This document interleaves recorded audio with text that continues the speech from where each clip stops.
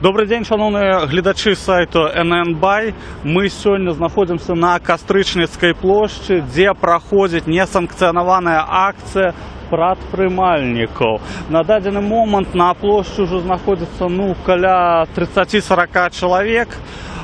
Люди пришли протестовать супраць указу Александра Лукашенко нумар 222, які прадугледжвае абавязковую сертыфікацыю тавараў. На сёння мусіла прайсці акцыя на плошчы Бангалор, аднак яе заяўнікі, грамадская арганізацыя «Перспектыва» у апошні момант скасавала заявку. Але людзі ўсё адно вырашылі сабрацца, прычым не на Бангалоры, а ў цэнтры Мінска. Зараз мы пойдзем ужо паразмаўляем з некаторымі удзельнікамі.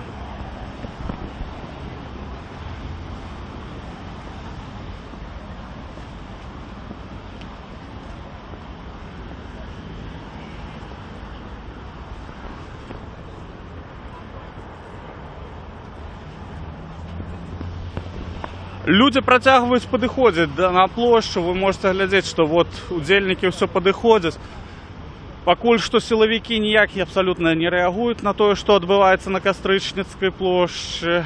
Ёсць некаторыя апазіцыйныя палітыкі, як Павел Севярынец, грамадскі актывіст, лідар змены Павел Вінаградаў. Тут таксама. Пакуль што людзі стаяць ціха, нічога не кажуць, ніякіх патрабаванняў не скандуюць і без всякіх плакатаў.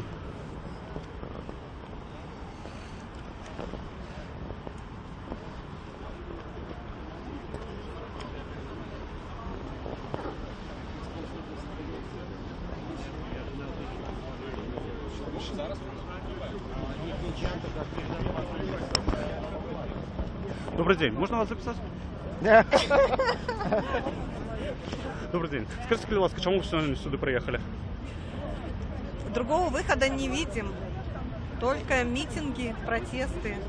Так вы сподеваетесь, что вас почуют? Так если на форумах не слышат, значит на главной площади страны должны услышать. А где еще? Куда нам еще идти? Не знаем. Так а як вы зараз після Нового года вышли на працу, ці не выходите? Нет. Нет? Все еще находитесь? Хотела бы пригласить чиновников, мы с регионов, не с Минска. Откуда вы? Город Крупки. Крупки. Хотели бы пригласить чиновников регионы, посмотреть, какие зарплаты у народа, если не беспокоиться так про народ. И тогда уже и поспрашивать нужны сертификаты, документы или цены, может быть, подешевле все-таки народу. Народа. И много в Крупках не працуют людей? Не работает, да. Или работает, или как везде, работает, но документов же таких, каких требуют по указу 222-му, 48-му, нету, конечно же, ни у кого. Это просто нереально. А если еще чиновники волнуются, чтобы сертификаты были, пускай бы делали сертификаты бесплатно или же подешевле как-нибудь. Было бы все хорошо у всех. Ясно. Там на минулому тижні почався некие перемови у Міністерстві економіки, там Анатолій Шумченко почав. Ви на них не сподіваєтеся? Нет. Нет. Не они же принимали указ. Ясно. Добре, дякую вам. Всього доброго.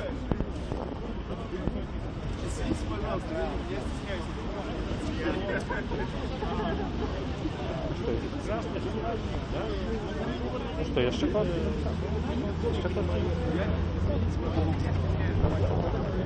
Добрый день, можно вас записать?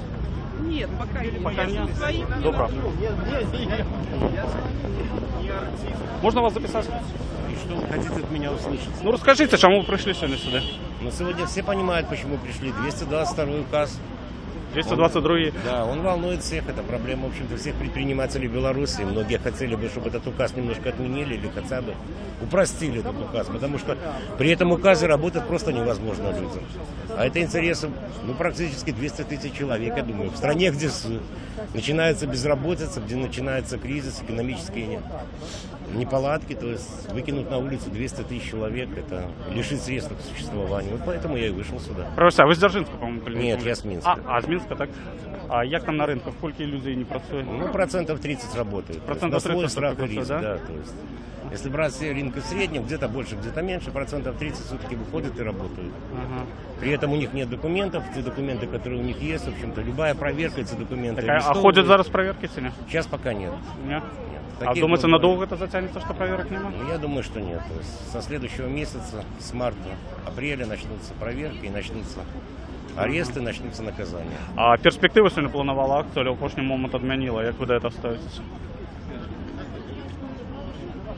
Я думаю, просто в перспективе не разрешили эту акцию провести. То есть Шумченко нашел красивый предлог, в общем-то, под тем, чтобы вступили уже в переговорный процесс, отменил эту акцию. На самом деле, я думаю, что просто его запретили, эту акцию. Потому что побоялись, что соберется очень много народа на Бангалор, то есть акция станет неуправляемой, и возникнут какие-то нюансы, конфликты, которые не планировались. Нікі от цікаві люди знімають нас. Да пусть снимают тоже. Засмущався чоловік, що його знімають так само. Пусть снимают. Ясно. А ви не відаєте, що Шумченко сьогодні планує прийти чи ні сюди? Ви на знаєте, цю не акцію? знаю. Не знаєте, да? Придет Ясно. он, не придет, это его личное дело. То есть Добре, дякую. Людей підходить усе более і более. Напевно, вже пару сотень, може бути чоловік 200, може бути 150 зараз на площі знаходяться. Ну і по-ранішому протягують підходити. Владимир Нікляєв так само от з'явився на площі. Ну, людей достатково много.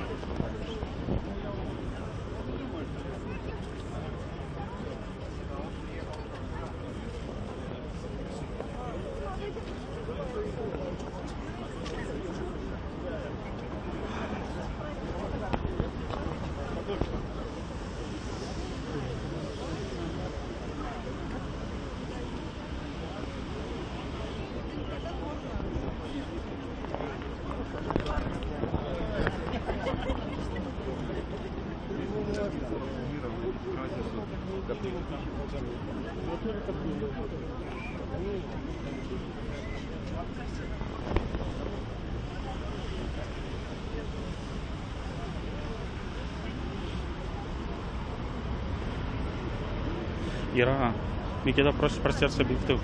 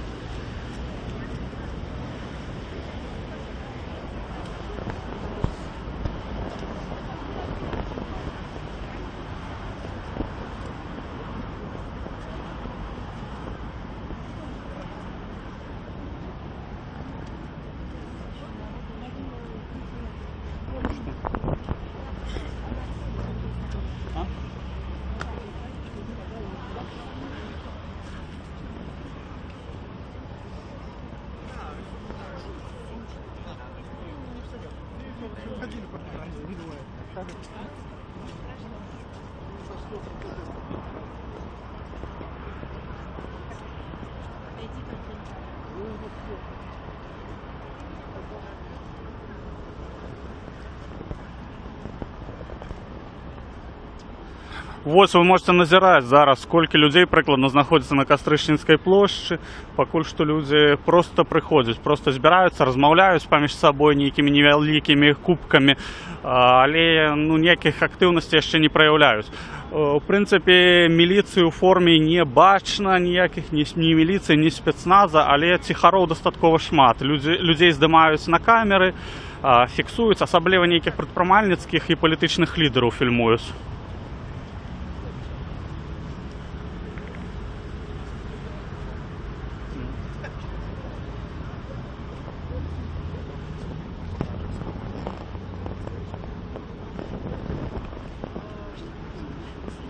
З'явився Микола Статкевич так само.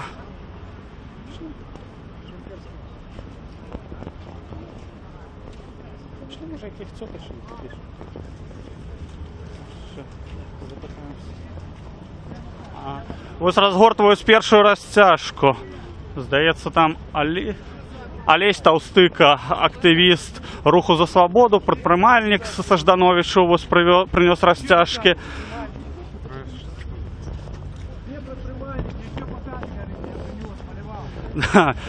Олесь Толстыка каже, що малював ночью плакати, принес їх під курткою, щоб ніхто не зауважив. Альбо праці нема.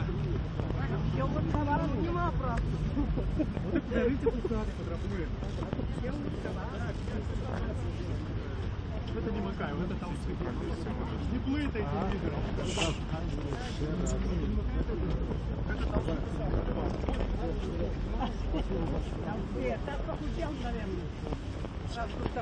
Рост без працовья 222. Говорите, За свободу предпринимательства растяжка.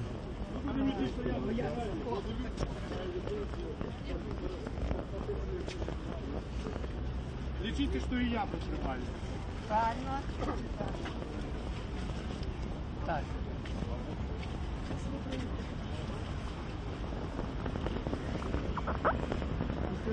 Когда люди ходят с дротами на голове.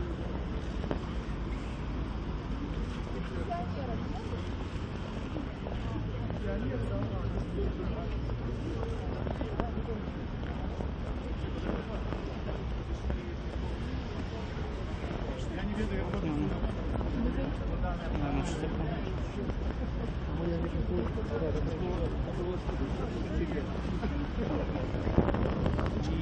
И может быть больше один аппарат, да?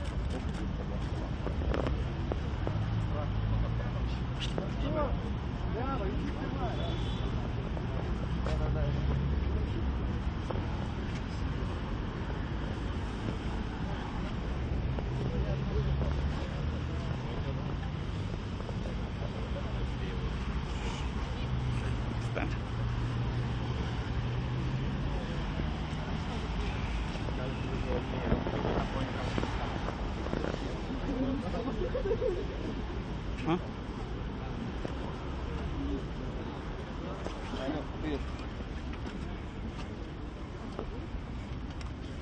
Есть конкретные предложения.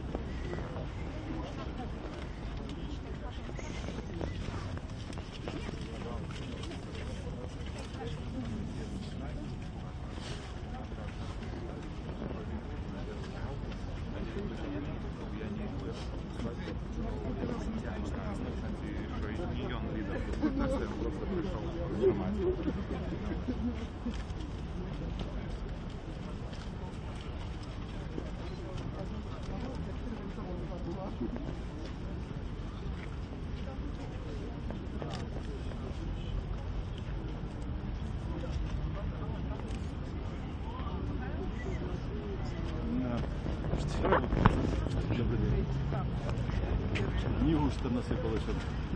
Трохи його. Разом глубокой.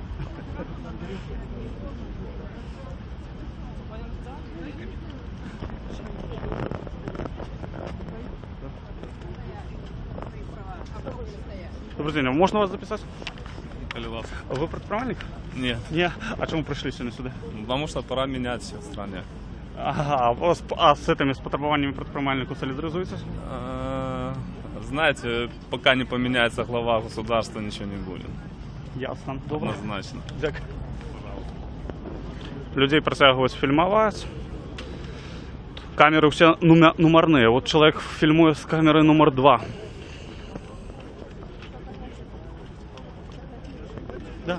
Люди притягують, підходять на акцію, все ще йдуть з боку метро, ніхто нікому не замінає, в принципі, збиратися. Відбувається таке ось. Микола Статкевич фотографується з хлопцями, з червоно-білим стягом. Активісти АГП почали роздавати газету, адмислово присвячену цій акції. Яны роздавали її на минулому разом, коли в Мінську, коли Червоного костюла проходило. За це, до речі, складали протоколи на розповсюдників газет.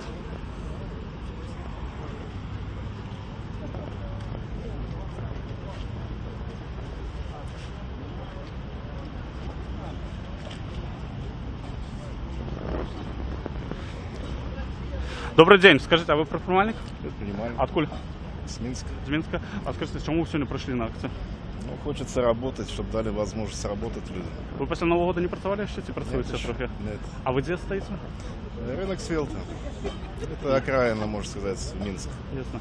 Да, И- там и так торговли нету, так а с этими указами, повышениями всеми нет смысла. А не боїтесь, що після сьогоднішньої акції ще більше проблем стане? Ну а что делать? Кому-то надо участвовать. А там сьогодні планувалася на Бангалори акція, ну прийшли на Кастричницьку. Ее отменили. Ну, а чому відмінили, ви не знаєте? Ну, не знаю, отменили и все. Ясно, добре. Вроде бы как пошли на переговоры, то есть нашу начали, а перспективу потом включили после выступления обсуждать эти Да, все. Министерство экономики. Да. І ви вірите, що Поэтому я считаю, что это додатні... неправильно. Добре. Починається акція, Анатолій Лябецька починає акцію. Стойте, не заходьте. Я бачу, що у вас нема мегафона. Я принес вам мегафон. Скажи ласка, сьогодні будуть говорити не політики, як мінімум не на початку. А вот вы подходите, скажи ласка, говорите про ваши проблемы. Коли у вас проблем нема, то можно, конечно, и постоять. Доброе или доброе. Але я попросил бы, менавіта, предпринимальников, вот коли ласка, перший пошел, як кажуть. Пошли тут. Добрый день, уважаемые люди и не бандиты. Олесь Толстика зараз виступає, предпринимальник Сождановичу. І ось уже даже транспаранти, з якими прийшли предпринимальники. Єдине, чому я прийшов. Ведаєте що? Мене як тату знов же вельми затурбували слови Лукашенки. Ви бандити. Сьогодні мені довелося звернутися до директора своєї школи і класних керівників з потребуванням. Переписати, ким працює твій батько, на слово працює не індивідуальним предпринимальником, а бандитом. І так само признати бандитами усю нашу сім'ю. А у хуткім часі, як у 37-м тиранейших годах, моїх дітей почати розстрілювати або не дозволяти вчитися і працювати у родній Білорусі, тому що вони діти бандитів. Так, поважані предпринимальники, бандити ви чи ні? Ні! Коли ми не бандити, або коли все ж таки по розумінню одного чоловіка ми бандити, то мені не подобається наша сходка, бо воно не являє даже, що ми собралися написати некую пред'яву своєму не бандиту. Потім, коли ми застанемося тут і будемо чекати, що до нас вийдуть все ж таки з адміністрації президента, люди порозмовляти, які готові, може бути, ще вислухати, то ми будемо тут чекати. Во всякому разі, я буду чекати. Бо я обіцявся своїм дітям нечто принести і сказати, що буде у класному журналі. Потім, коли нехто готовий з предпринимальників і взяв на себе відказність у соціальних сетках про те, що вони прийдуть з потребуваннями, то я б жадав би долучити до цих потребувань ще і реєстрацію першого незалежного білоруського телевізійного каналу «Білсат», який буде докладно і більш правдиво освічати події, які будуть відбуватися у Білорусі, а не лічити їх так само злочинцями. Дякую.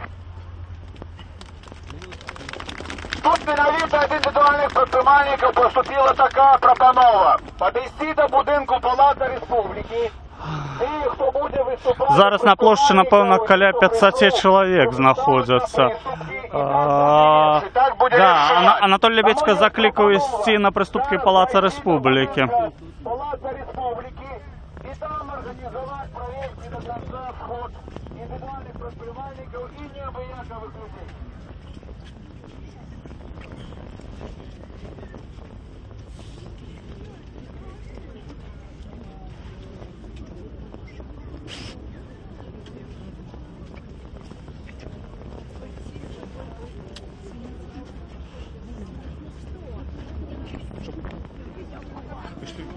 Пойдем на приступки.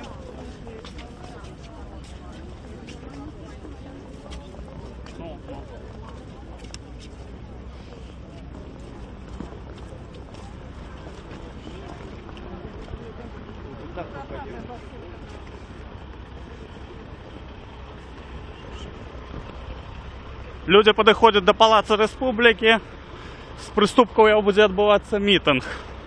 Зноўку заўважу, што сілавікі ніяк не замінаюць правядзення акцыі.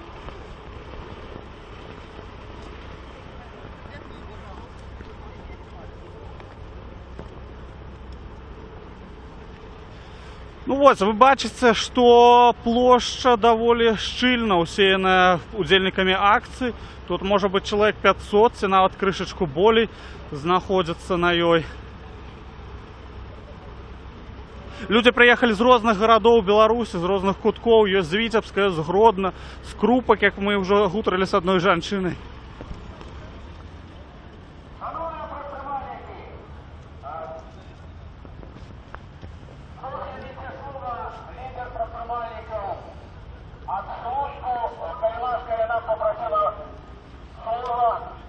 Давайте ближайшие подходим, и Кайласка наступный, кто жадает, может быть, записывается и брать слово Кайласка.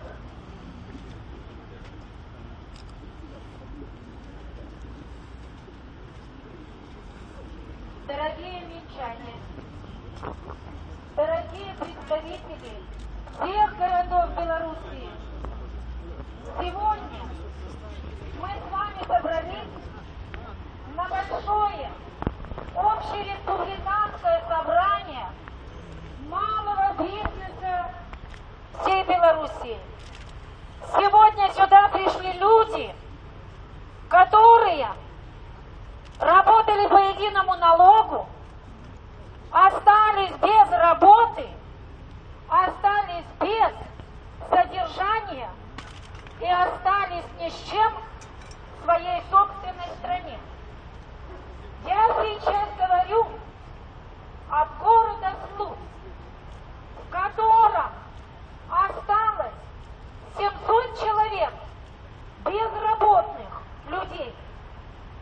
Сколько мы с вами не просили, сколько мы не просили обратить внимание на то, что мы сегодня, граждане Республики Беларусь, имеем право на труд. Дайте нам работу. Если вы указом номер 222 лишили нас этого права, в регионах нет рабочих мест. Если мы стали виновниками развала Легпрома, то где остальные отрасли? Почему снизилась зарплата у людей? Почему пенсия осталась на прежнем уровне? 2-3 миллиона самое большее. Почему все растет в долларах? Почему только зарплата и пенсия осталась на прежнем уровне? Люди не смогут прожить на такие деньги. Сегодня все получили здоровье. Индивидуальность предпринимателей. Наши кому успех. Здоровье. Ура, миру. Какая проблема в стране? Мы сегодня собрались на нашу первую общереспубликанскую. Варта адзначыць, што людзі ўсё яшчэ падыходзяць да ўдзельнікаў. Напэўна, это ўжо магчыма і не прадпрымальнікі, а проста цікаўныя, якія бачаць, што на Кастрычніцкай плошчы сабралася столькі людзей. Ужо болей за 500 чалавек на плошчы. Выступы прадпрымальнікаў адбываецца. Выступае жанчына са Слуцку зараз.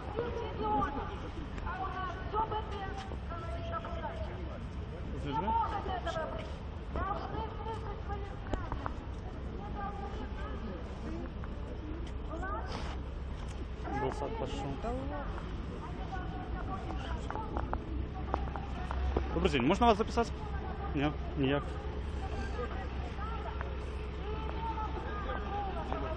Привет, Андрюш. Привет. Як це там? Нормально. Ладно.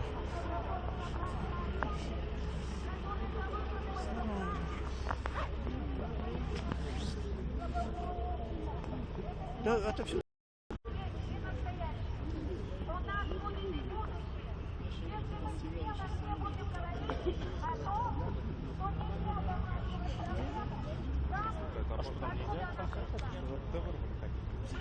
Вырвали как? Так мне зараз нельзя, да? Нет, вдвоем все зробили. Если нас не услышат сегодня, следующий понедельник тоже будет наш. Мы заставим правительство Александра Григорьевича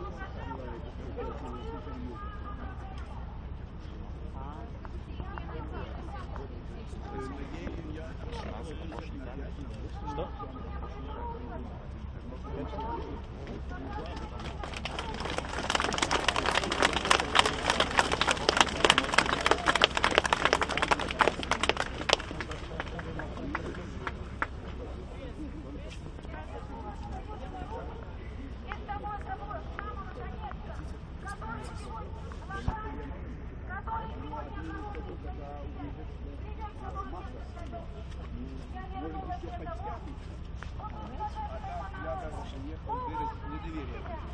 Любите свою страну, а значит трудитесь.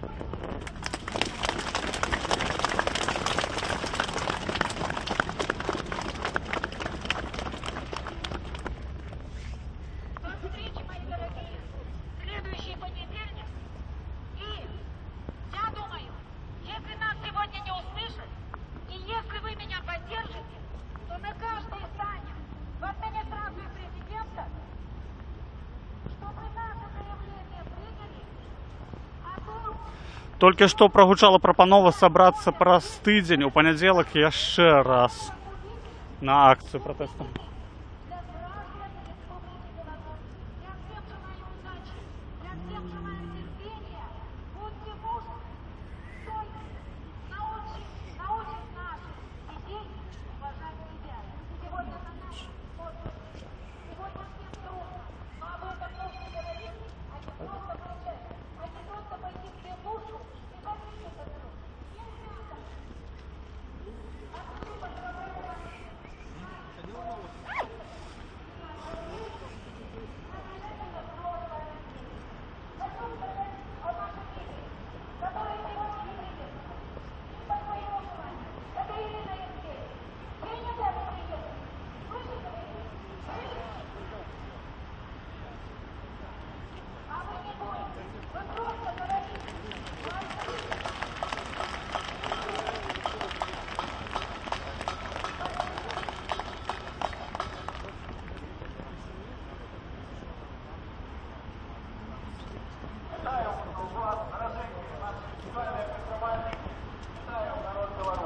Выступає Олесь Макаєв. Отчинив митинг индивидуальных патромальников Республики Беларусь на Кострищенской площади. Сегодня вышли несколько сот белых людей, как была наша белорусская солидарность. Где белорусский страйк? Менавіта страйк. Стоят рынки, выставы Республики Беларусь. Дані, которые працують. Но сегодня мы запрошаем у першую чергу минчан долучаться до нашего митинга. Мы будем стоять сегодня, кольки нас хопит моцы. Стратегия митингу будем пропановывать по ходу нашего собрания. Давайте воклич белорусам долучайтесь. Долучайтесь! Долучайтесь! Долучайтесь! Долучайтесь!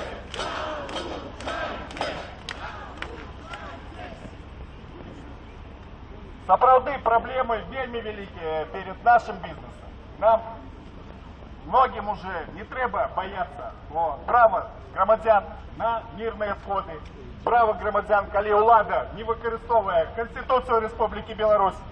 137 артикул Конституции, який каже просто: указ, декрет, любой подзаконный акт не имеет юридической силы, калі суперечит Конституции. Тому наше право сегодня законное выйти с протестом.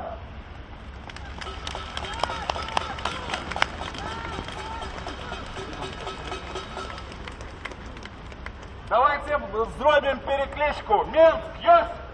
Есть. Могилевская область есть? Отказывайтесь за области. Гомельская область есть? Витебская область, наш форпост есть? Городенцы! Еще люди мне телефонуют, некоторые едут с регионов, но я найперш даю заклик мінчанам, предпринимальникам, иди онлайн. Телефонуйте друг другу, дороженькие, не бойтесь, подыходьте, мы сегодня надолго.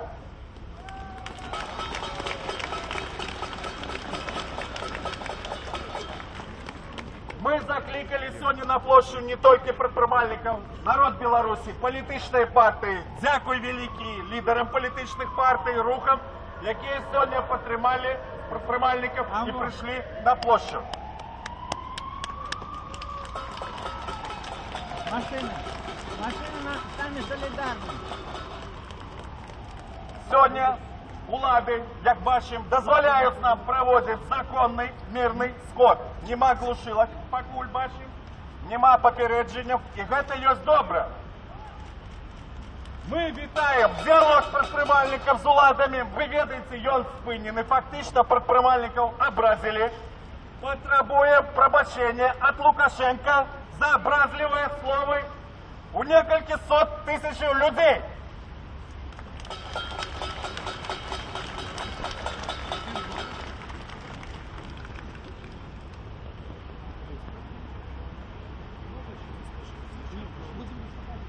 Дороженьки мои, у нас еще есть потребование от руху солидарности разом.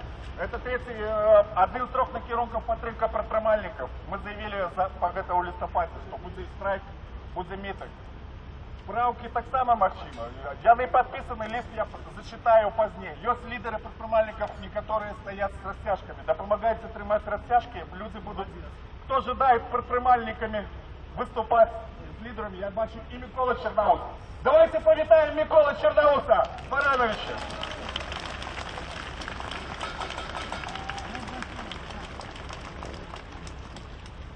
Николай подходит до нас. Гэты предпринимальник, он уже пенсионер, вельми старый, моцный духом, выходит с одиночными пикетами, выходит предпринимальников регулярно у всех 2000-е годы. Коли Лукашенко нищет бизнес индивидуальных предпринимальников. Я вам скажу, дороженьки мои, вы на легче у свете. Чему? Тому что ни в одной державе, краине свету, нема уциску на малый бизнес. Больше за 20 годов, 21 год Лукашенко нищет малый бизнес Республики Беларусь. Такого уциска нема во всем свете, навод на Кубе. Там, где есть предпринимальники. И ни один тоталитарный керовник, диктатор не робил уциска властный бизнес. Это уникальный род. Спини! Дам слово так само пенсионеру Олегу Михайловичу Гаевскому. Он вельми просит слова. Кто ожидает с наших дороженьких людей подходим до мегафона, будем выступать. Люди дорогие,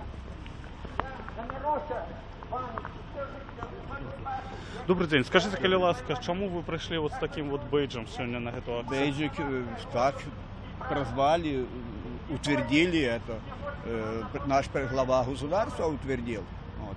Я являюсь бандитом. Вот. Работал 25 лет предпринимателем. Ничего я такого не заработал. Вот. Одна торговая точка. Вот. И имею также меньшего сына Кольку, как и президент. Но за 25 лет я ее нигде не отвозил. Вот. Я проработал без отпуска, без выходных, 25 лет. Ну и вы же понимаете, почему. Бандит. Вот. Работал.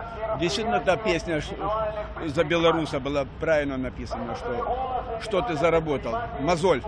Так а что теперь вы будете робить? А теперь я приехал в Минск и посчитал так, как Минск не Барановичи. Вот, в Барановичах там 170 тысяч населения, а в Минске 2 миллиона. И коснулся всех этот указ 222. Вот. Но массовость, с Баранович приехало 50 человек. А Минск, где Минск? Из-за этого я приехал, чтобы выразить недоверие президенту. Мало людей из Минска сегодня? Да. Вы возьмите 10 лет назад. эта площадь была полностью забитая. Вот. А сегодня это очень мало. Так а коли не отменят 222, что вы робить будете?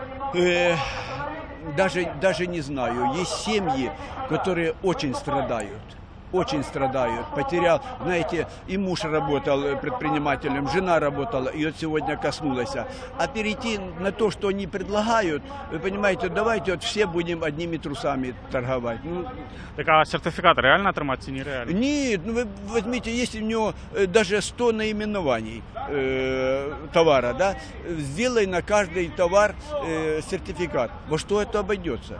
Вот. Никто это не потянет. Вот. А взять нашего белорусского товара, я говорю, каждый же поедет, возьмет этого товара, вот, и что, и к чему придем? Ну, я вам даже такое скажу, я вчера был на рынке, да, нету народа. Народа нема торговцев, покупников? Торговцев нету, покупников нету, потому что покупники знают, что чего идти на рынок, если там никого нету. Вот, и все. Вот. Ну и этим же, понимаете, мы же еще и обнищаем. Что не будет предпринимателей, тот же самый предприниматель не будет ездить в такси, не закажет машину. Оно цепочка идет, понимаете, не возьмет ту лишнюю килограмм колбасы. Вот. Добре, дякую вам за інтерв'ю. Ну.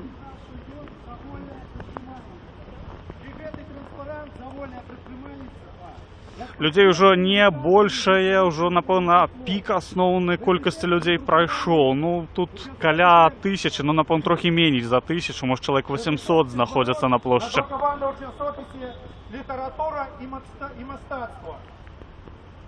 Лукашенко неколись оббадьорив людей і сказав, що бути вольним предпринимальником – це вельми добре. Так люди стали вольними предпринимальниками. Хто зараз не подобається? Хто перешкоджає? Хто ті зрадники, які підносять раніцей папери з потребуванням звіщення предпринимальництва різними намовами? Подар Николаевич, вітаємо.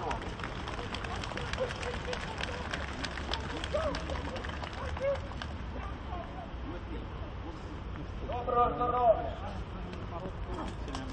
Я представляю апарату.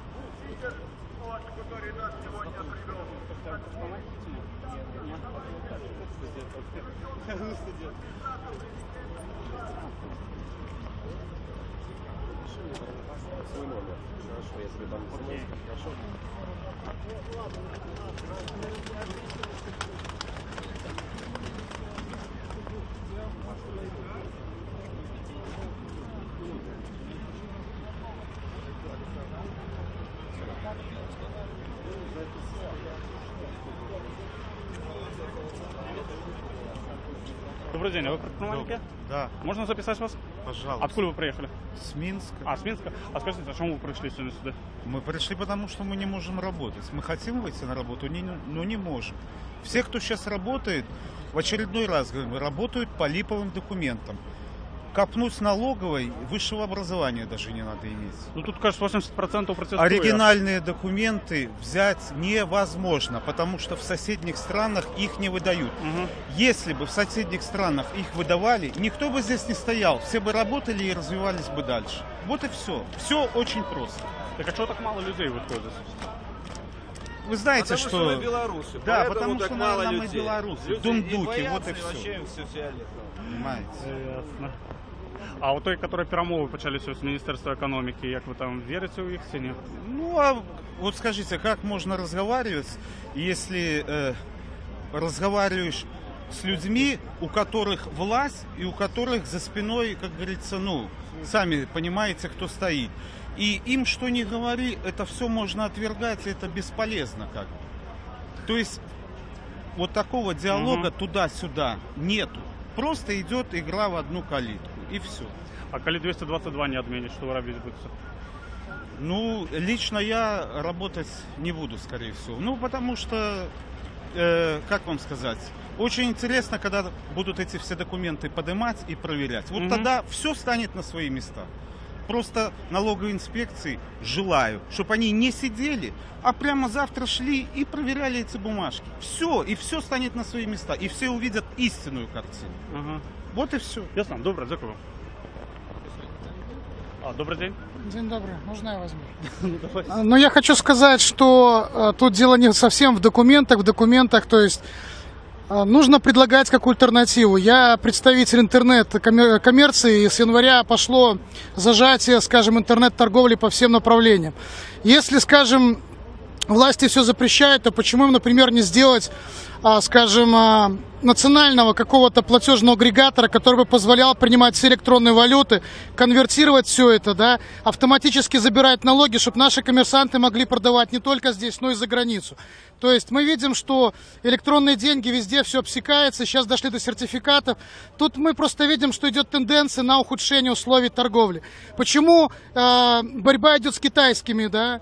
Да, народ покупает, потому что выгодно. Предложите что-то альтернативное, чтобы наши могли люди сами продавать через интернет, там, не знаю, в ту же Америку, на тот же eBay, там, в ту же Германию. Есть прекрасные товары, но все это не предлагается. У меня все, спасибо за внимание.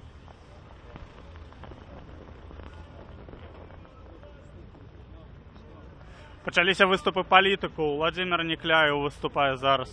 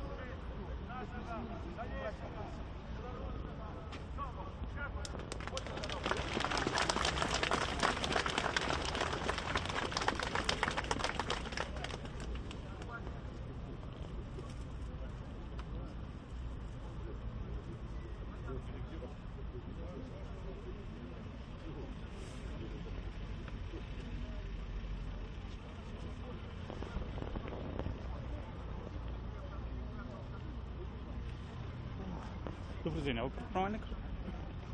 А можна вас записати? Як вам сьогоднішня акція? Яке ураження?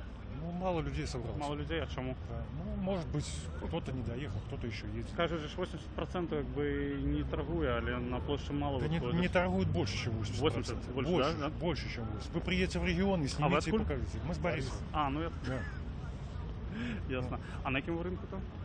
Новоборисовский Ну, рынок. по ринку. Вы проедете у нас, заедете у нас в город, посмотрите на рынке, что делается. Пустота. Ясно. А что вы будете робить, если 222 не отменится? Ничего, закрываться будет. Закрываться? Так Да, а что потом? Вот, Не закрыть знаю, и всё? не знаю, знаете абсолютно? не знаю абсолютно.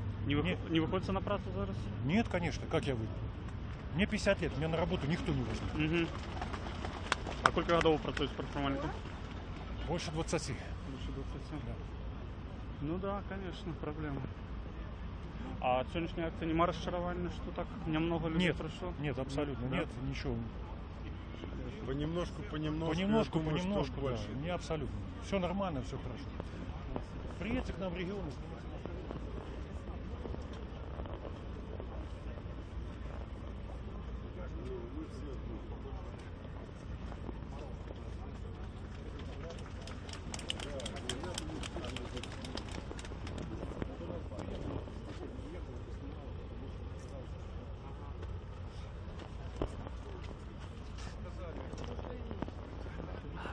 Зламаўся зараз мегафон. Анатолій Лябедзька спрабуе яго адрамантаваць усё ж таки, але тое, што зараз выступаюць, Алесь Макаю, ну ніхто не чуе. І без этого мегафона, ну тут вельмі цяжка, ці ёсць сэнс працягваць эту акцыю.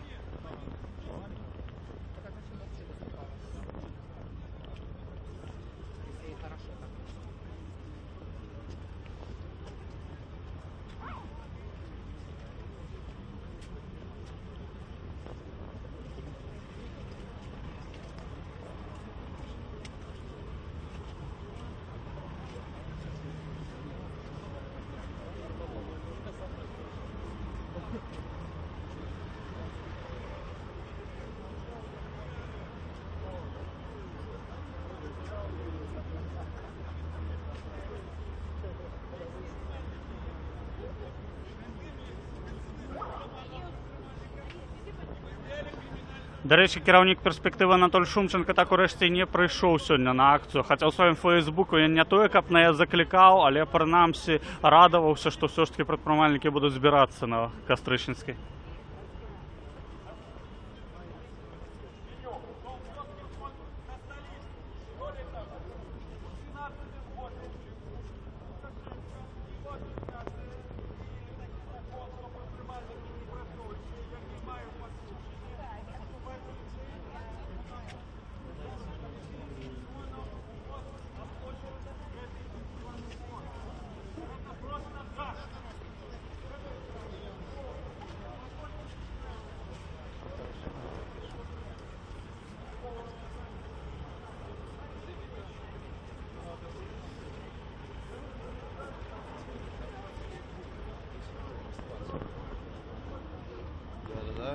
А з нами тут Павел Виноградов.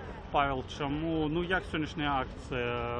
Здається, не так много людей пройшло, це нормально. Лично я думал, что придет 3,5 предпринимателя. Я тут поднимался на ступенечки, насчитал примерно 500 человек. То есть я считал практически по головам, двадцатками. Это гораздо лучше, чем я ожидал. Экшена никакого не будет? Экшена, думаю, не будет. Ну вот, Александр Макаев сказал, что мы тут надолго.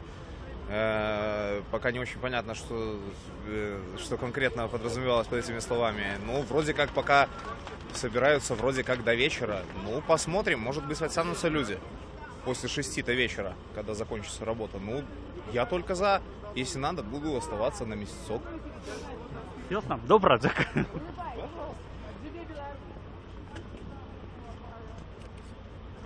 Снимайтесь со мной. Идите за Лизой. 10 тысяч фоток. Можно? 10 тысяч. Добрый день, можно вас записать? В смысле? Ну, на видео. Это что? Наша Нива газета. Наша Нива? Да. А, ну наша Нива вроде бы наша. Ви з Мінську, так? Я со Жданович. Со Жданович, ну. Да. А чому так мало людей со Жданович сегодня приехало? Ну, потому что Жданович, в отличие, давайте на русской мове, на Конечно. белорусской еще Ну, трохи конечно. не володаю. Потому что Ждановичи как-то себя странно повели, когда были призывы еще в декабре 25-26 и по Ждановичам раскидывали листовки с закликом спершу спинить працу, то спинили амаль усе регионы, 50% отсотков у Минску. Ждановичи кто выходили на працу, кто не выходили на свой страх и риск.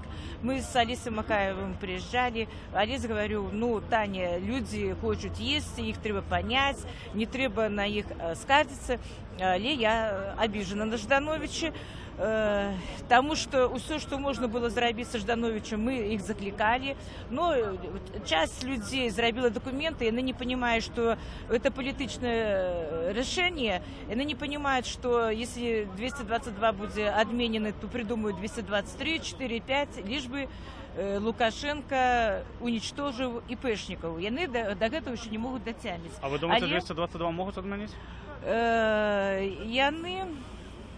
Если выходить регулярно, и чтобы нас было 500, 500 тысяч, тогда отменят. А коли вот як сёння, как бы, митингов не было с 2009 года, то я хочу сказать, что это уже хорошо.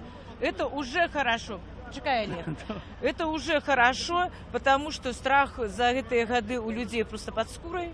И выйти вот так вот, как мы вышли, мы давно никого не боимся, потому что мы себя отчуваем людьми. Але людей у Беларуси зрабили рабами, это уже политичное решение. И тому, что хоть столько людей вышло, я счастлива. И Ждановичи, тут есть ждановичские хлопцы, есть ждановичские женщины. И яны завтра расскажут усім, что не треба бояться, потому что по Ютубе показали фильм, как у Беларуси разгоняют площадь, и показали 6-й год, показали 10-й. Это, конечно, мурашки по скуры, и страшно становится. Але в Украине Майдан, он был бы без крови, если бы не было провокаторов. Ну, это ж надо знать. Я писала в Facebook, и все пишут, что это мирные акции, их треба подтримливать. Я думаю, что это начало акции. Начало. И минчане тоже подтянутся. Страх пройдет. Добре, дякую вам велике. У принципе, тут можно, мы не с первым человеком гутером, можно сказать, что предпринимальники, которые приехали сегодня у Минск на Кастрычницкую площадь, задоволенные сегодняшней акцией, задоволенные тем, что собралась немалая колькость людей. Усе кажут, что это только початок, и что, коли указ 222 не будет отменен, то протесты будут протягиваться. На жаль, мегафон по-ранейшаму не працуе, і ў натоўпе просто не чуваць пра тое, што там кажуць выступоўцы.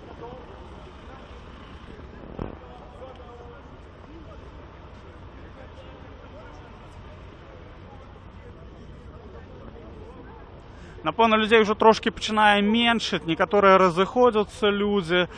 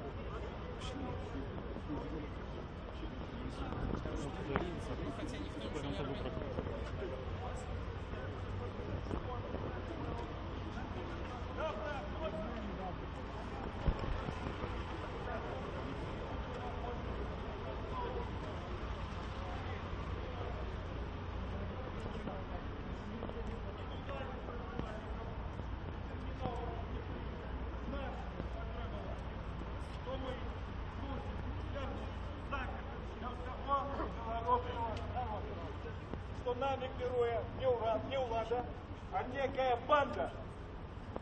І заклик буде: банду преч, владу народу.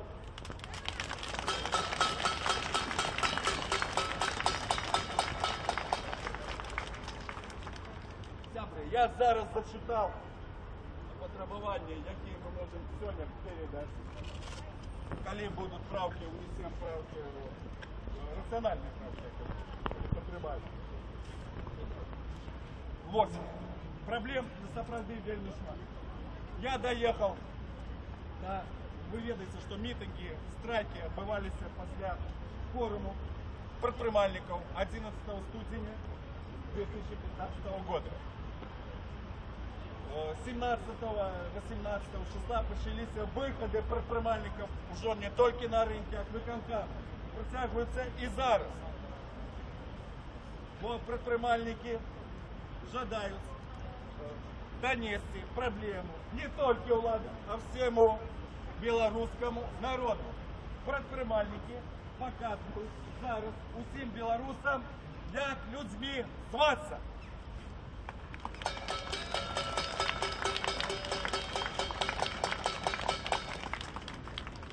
Зрозумілий страх лідерів, зрозумілий заполох уладів, активістів.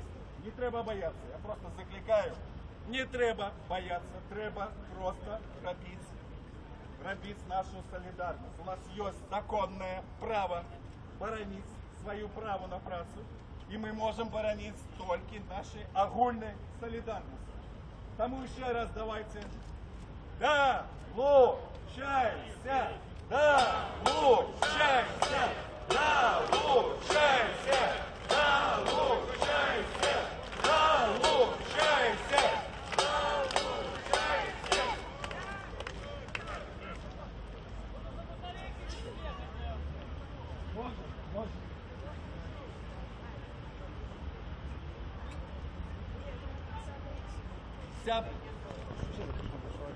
Я вам розповіду покойно, хто ждає з наших...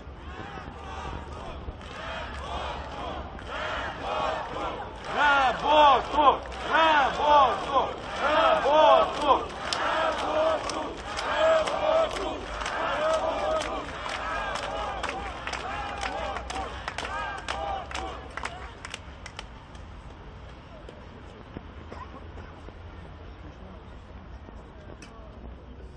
У нас есть проблемы. Можно вас записать? Да, сейчас, одну секундочку, я тут одного. Наши предприниматели успеют выступы, розповісти. Слушаю внимательно. Чому ви прийшли з каструлі сьогодні на акцію? Я пришел, не пришел, а приехал. Я приехал с Гомеля. Я индивидуальный предприниматель, я пенсионер МВД. Вот.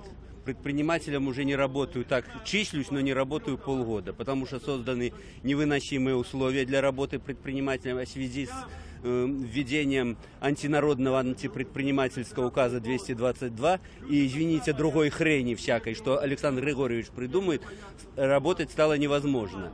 Дело в том, что моя жена, я ей помогаю, она тоже была точка, осталась. Раньше было 4 точки, осталась одна и сейчас закрыта. 2 месяца не работаем.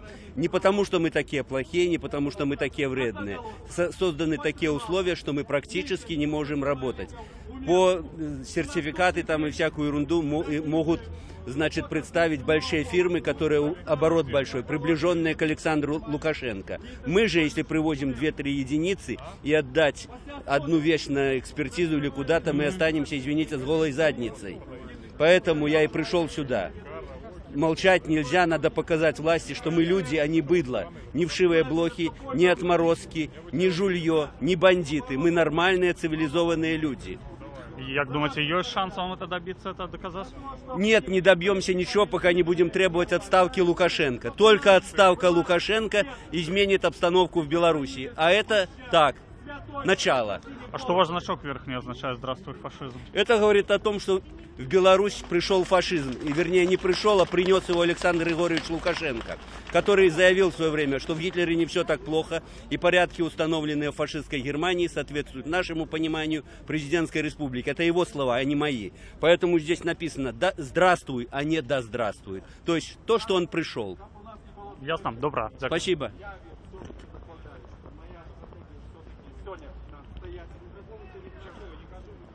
Чекать солидарности. Может быть, я не прав. Може, некоторые люди кажуть, коли ми будемо розходитися, треба віднести петицію. Зараз буде у протягу наших виступів. Коли я вельми прошу, ми призначаємо дату наступного года. Но я сподіваюся, список спокійно протягнеться. Даю слово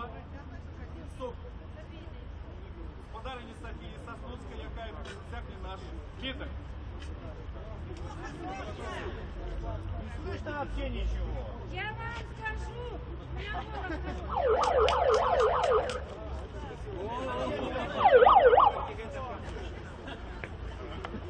Раз, два, три. Нарешті запрацював мегафон. дорогие мои, все ближе. Слышно? Слышно? Дорогие мои, я только что разговаривала с людьми, которые решили на общем собрании в Витебске о том, что мы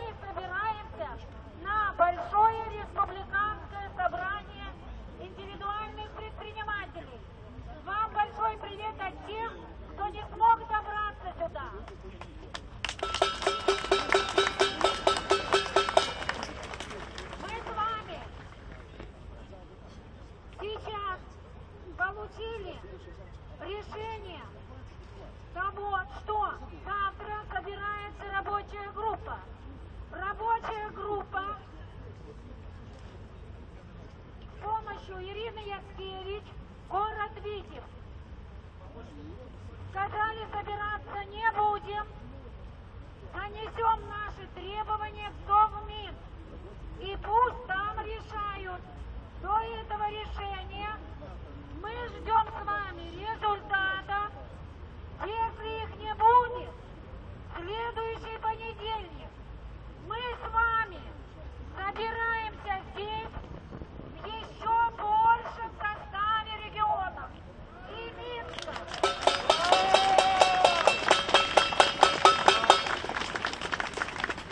Не получится в следующий раз получить ответ. Через понедельник мы пойдем все в администрацию президента, подать заявление и зарегистрировать о том, что указ номер 222 на практике невыполним. Дайте работу.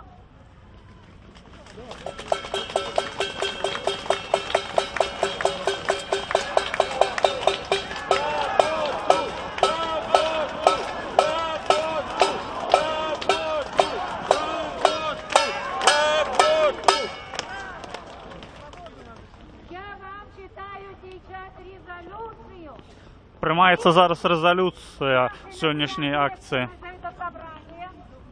Повторяю, здесь больше собрания даже, чем митинг.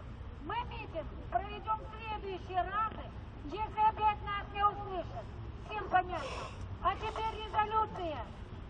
Просим упразднить указ номер 222 и вернуть индивидуальных предпринимателей в рамки указа 285 о возможности индивидуальных предпринимателей иметь наемные лица,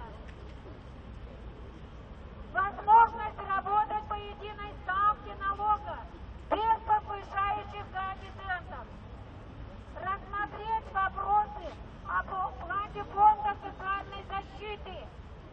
Пересматривать нам нужно пенсионный фонд. Он должен быть накопительным.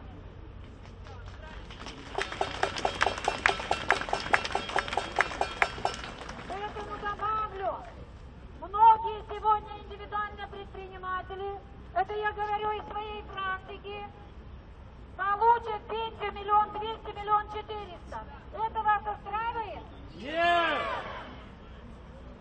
Я думаю, что этот вопрос нужно вносить. Установление терминала. Установление терминалов отменить в связи с тем, что снижена покупательская способность, что погодные условия не улучшены в наших ролетах. Поэтому вот это вот решение нужно считать ненужным.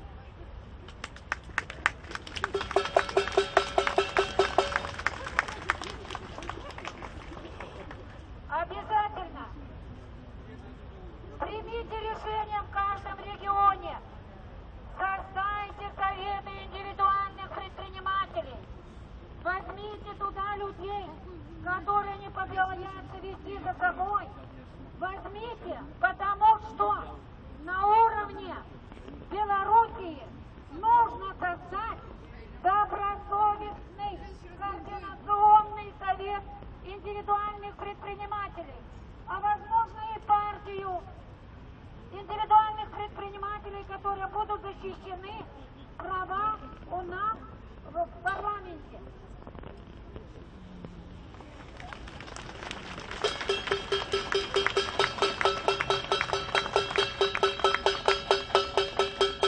Эта резолюция подписана Яцкевич, Буряков, и они эту резолюцию получат в Совмин.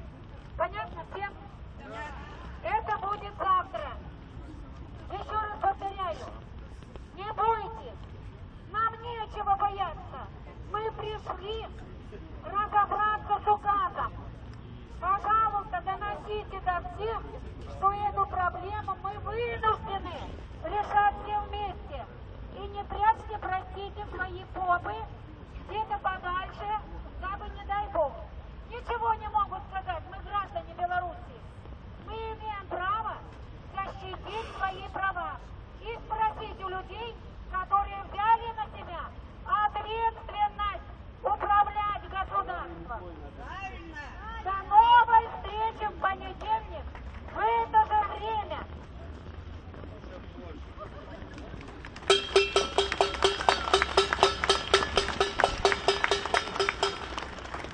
Прадпрымальнікі вырашылі збірацца ў наступны панядзелак о 12-й гадзіне зноў на Кастрычніцкай плошчы, калі не будзе адменены указ 222.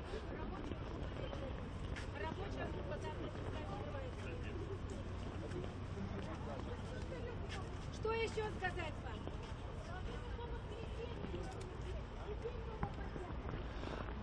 З натоўпу гучаць прапановы, каб людзі збіраліся у нядзелю, а не ў панядзелак.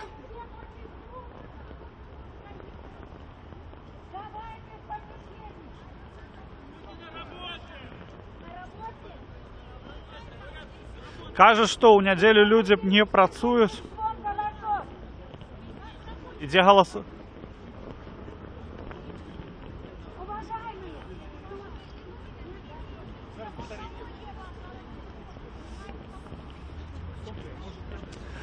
Зараз вырашаюць все ж таки праводзіць акцыю ў нядзелю ці ў панядзелак.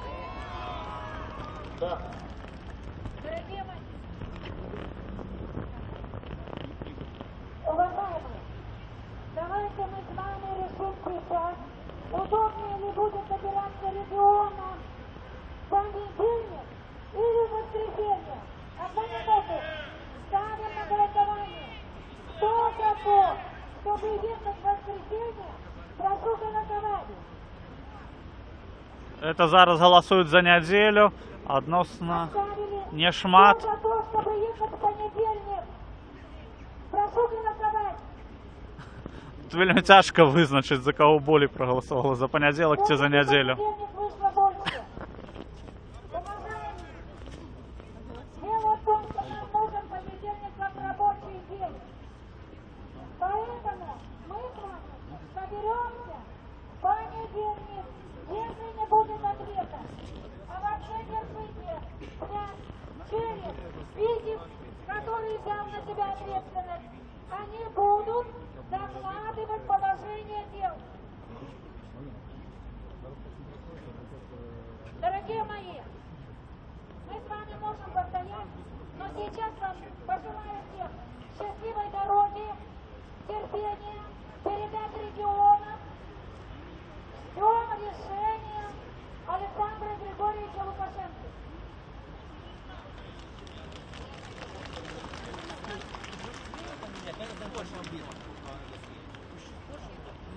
Уважаемые, знаете, что сегодняшнее мероприятие организовали вы.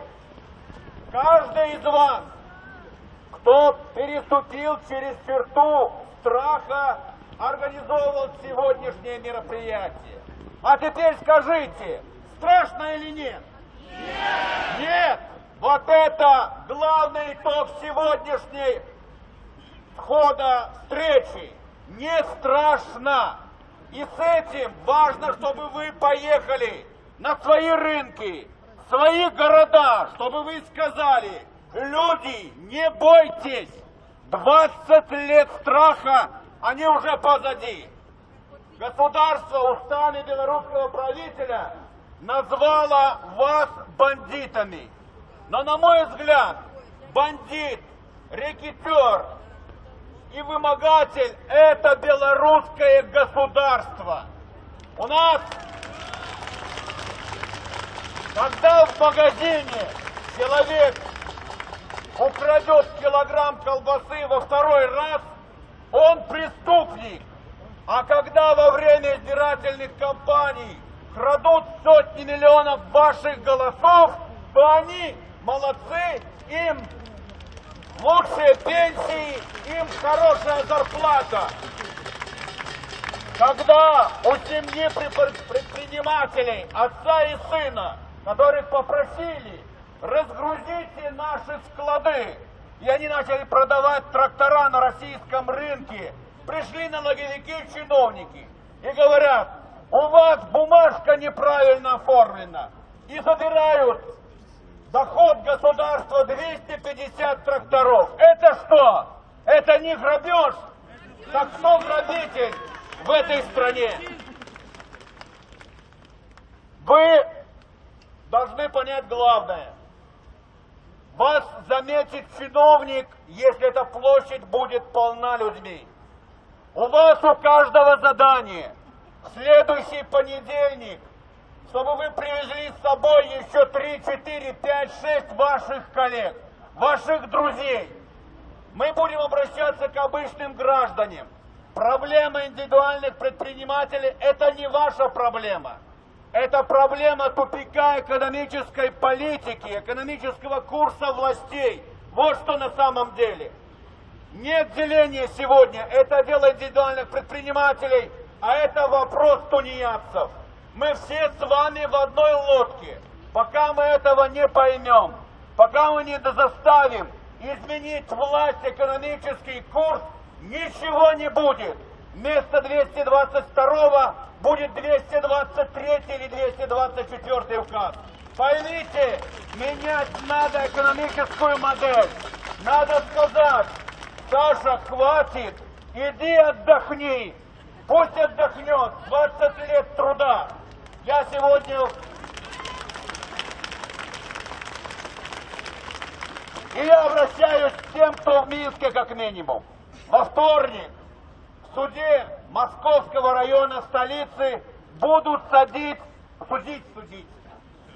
пока сейчас не садить, Ирину Яскевич, одного из вас, одного из нас, если есть возможность, 14:30, суд Московского района города Минска. Придите, поддержите вашего коллегу.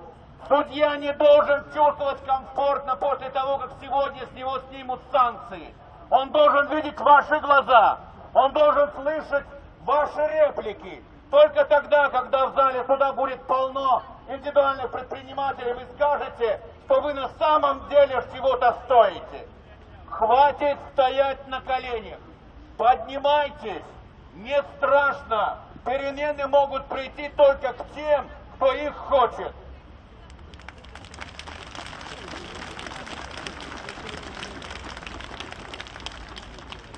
Шановні сябри, я хотів почати з поради. Поважні індивідуальні предприниматели, купите собі мегафон. Коли у вас не хапає грошей, об'явіть збор, ми скинемося. Тепер до сутності справ. Ви прийняли добрий документ, але ключові слова там у кінці. Вони звучать так. Владу народу. Все тое,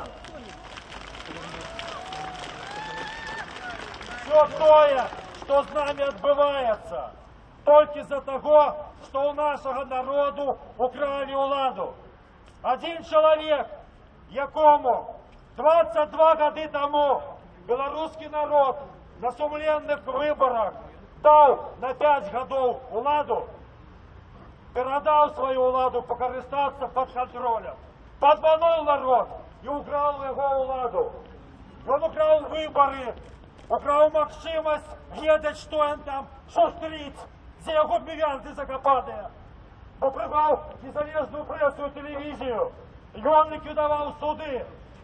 И он по сутности захопил краину. Коли казать юридичной мовой, краина захоплена бандой. І зараз усе структури країни перетворилися у структури банди. Это не милиция ковая, это милиция одного человека, это узброенные слуги одного человека. Это такие же суды, такие же чиновники, все у одного человека. И мы маем виник. Хіба, коли у народа была влада, эта влада могла б працювати супроть народа. Хіба гэты депутат, обраны на 4 годы, коли над ими текуя пресса, суд незалежный, что-нибудь робили супраць нас, как ведали, что праз 4 годы яны идут на сумленные выборы, и народ их выкинет со своих креслов. Не, а гэты сядзіць и думая сядзець вечно, а потом еще передать своим детям гэтую уладу. И тому ему плевать, что мы будем думать про его. Провалики, давайте Миколу Покой! повидаем. Микола! Микола! Микола! Микола! Микола! За мужность! Дякую, дякую. Ну вот уже думку сбили. Люди, пакуль народ не верне уладу сабе, будзе толькі горш і горш. Бо сам народ супраць сябе кепскага не зробіць. Не поставить себе базы чужие на своей земле, как потом их бомбили. Не зробить свою країну неким придатком, халуйому іншой. Вельми небезпечным для света. Не будет забивать своих активных людей. Не будет сажать безвинных. Вернем уладу народу. Только тогда мы здолеем нормально жить. Коли улада будет у народа, Беларусь будет нормальной, башкаковой краиной. Живи Беларусь! Живи! Давайте. Живи Беларусь! Живи Беларусь! Живи Беларусь!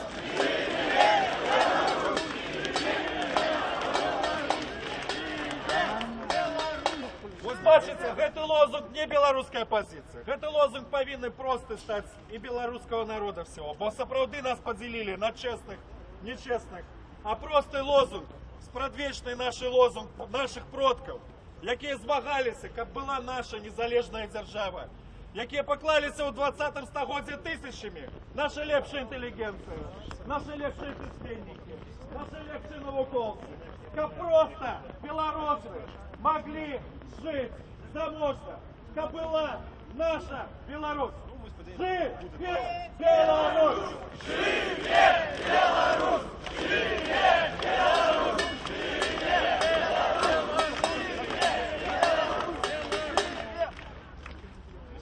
У нас усіх довгі шлях до Білорусі, ви ведаєте, що в історії, ну гэтых тема не гэтого мітингу, бо не ведаю, проблем нашей белорусской истории, культуры. Мова, якою свою свідчила, і справді потрібно агресувати. І добре, що я велика, я сказав, що це можна робити. І прибыть на поле. Да нет, ну ладно.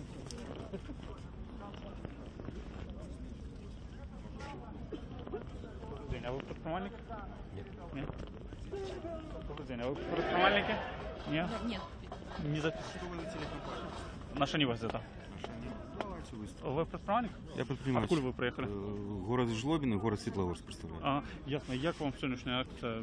Ну, конечно, стыдно за наших предпринимателей, что основная их масса, конечно, сейчас сидит дома, в онлайне рассмотрит. Ну, самые инициативные приехали и чего-то добиваются. Остальные все сидят по домам. Обращаясь к нашим предпринимателям. А колено сидеть по домам, на что она различивается? А на что она различивается? А потому что, ну как вам сказать, все-таки многие предприниматели защищают свои шкурные интересы.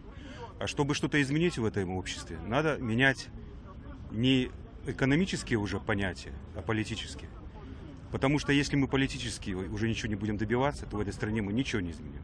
Мы выдвигали экономические требования, надо выдвигать уже другие требования. И надо подключаться к нашей оппозиции. Спасибо нашей оппозиции, что они нас, если бы они не вышли, и мы бы не вышли. Вот и все, что Ясно. хотел сказать. А вот сегодня Анатолий Шумченко, предпринимательский лидер, не пришел на... Я его не считаю нашим лидером. Я думаю, что он на зарплате у структур кое-каких. Вот и все. Ясно. Добро. Ну, дякую вам за выступление.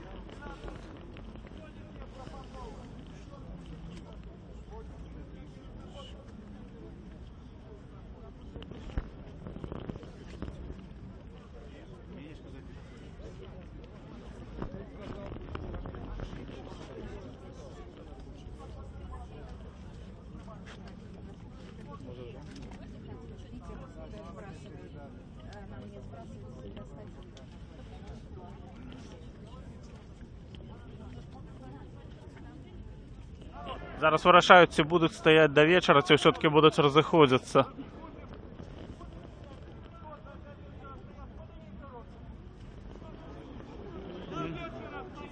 Немало людей все ж таки голосують за те, як застатися до вечора.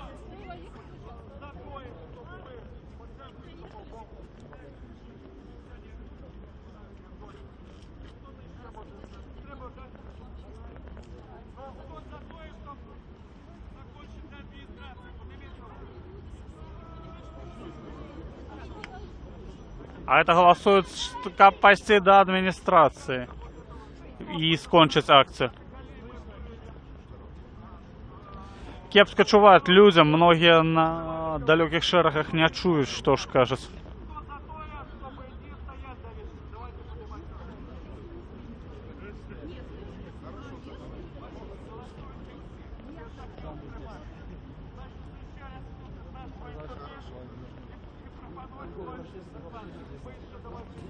Виступи, напевно, будуть протягуватися, далі все ж таки вирішили ще не розходитися.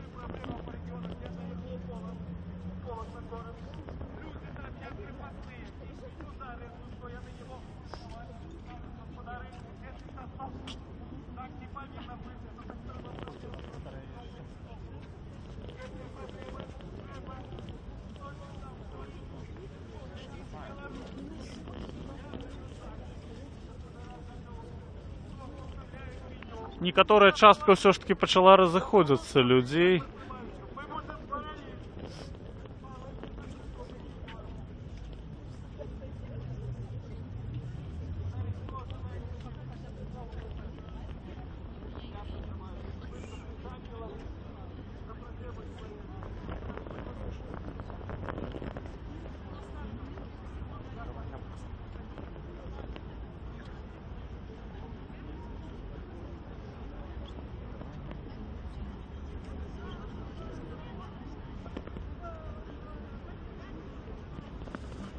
Не слышно! У натоўпе людзі абураюцца, што нічога не чуваць, і сапраўды вельмі кепска сярод людзей чуваць, што ж там кажуць зверху.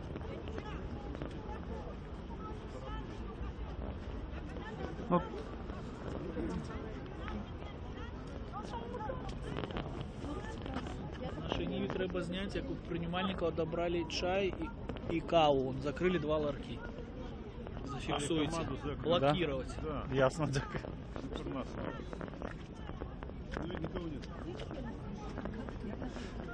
Кажуть, що там працював шапік з гарбати і кави, однак його от зачинили зовсім недавно.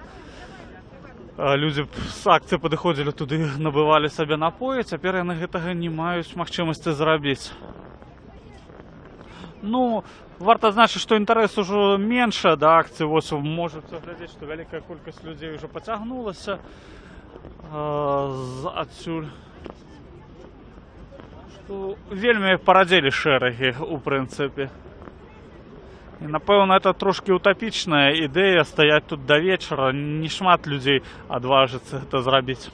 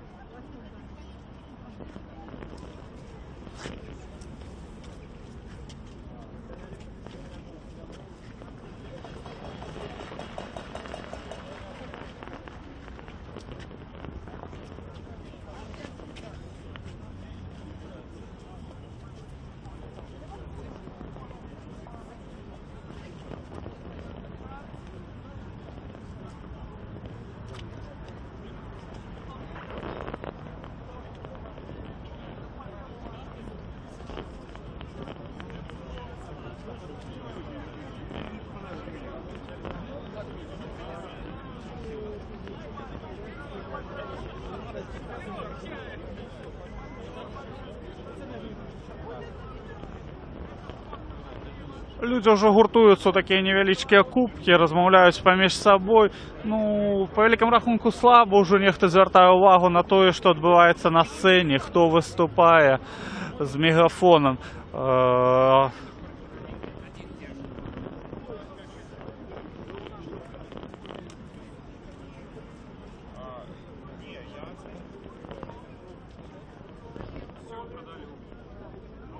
Сёння на Кастрычніцкай плошчы адбылася несанкцыянаваная акцыя прадпрымальнікаў. Яны пратэставалі супраць указу нумар 222 аб сертыфікацыі тавараў. На акцыю прыехала каля 800 чалавек.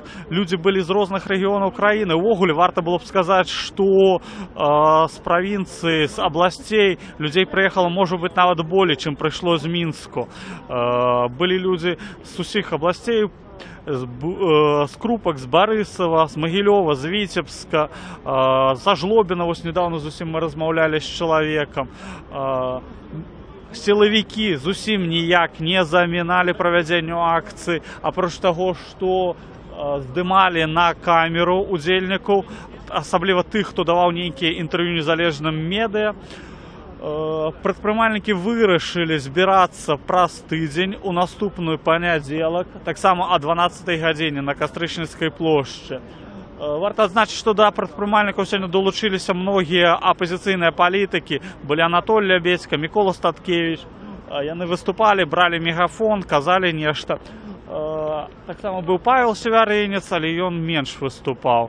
З тымі людзьмі, з которымі мы размаўлялі, у прынцыпе, усе былі задаволеныя акцыі і кажуць, што это толькі першы крок і будзе працяг.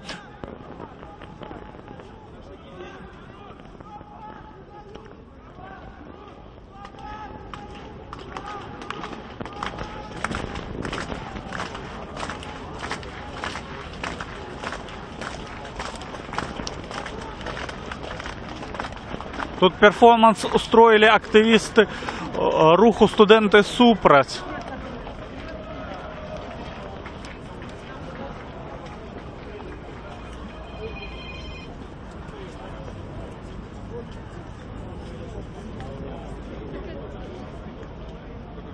На площади Кастрычніцкай застаецца человек 200 уже, может 300, ну не болей.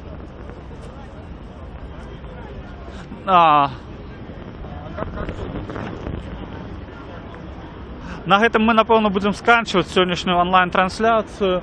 З вами быў Зміцер Панкавец, а відэааператар Ірына Рахоўская. Всё добра.